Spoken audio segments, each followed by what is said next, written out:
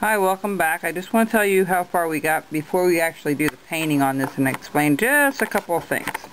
I went ahead and burnt the name in with a wood burner. And when you do it with a wood burner, the nice thing about it is you can take it, this is off now, but you can take the top of this burner and burn it inward at each corner of the letter. Okay, it will make it more square.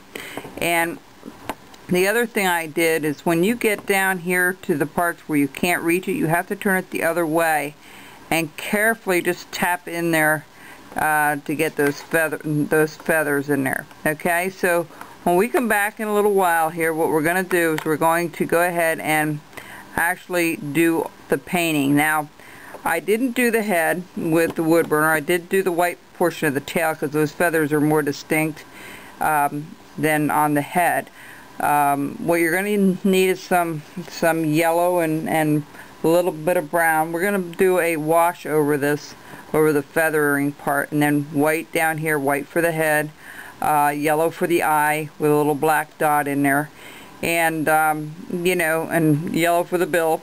And when we come back, we're going to actually paint them. I'll do it online with you, and then you'll also need red, white, and blue for our flag. Okay. And that's really going to make it stand out nicely. Okay, so we'll be back to finish it up, and we'll actually start on the painting, and then I'll do the rest of the painting offline, and then show you the final project, the final result. The other thing we're also going to need to do is we're going to need to put the pin on the back.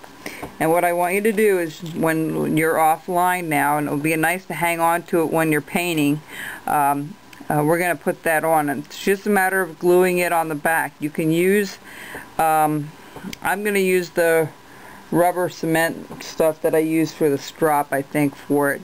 It held up better than the other stuff. So that's all you're going to do is place a little dot there and just set it and let it sit for a while until it's dry. And make sure you pivot it high enough that it won't turn on you, okay? That's the only thing with those. Let me get one out here just to show you. I gave one away here. Let's see.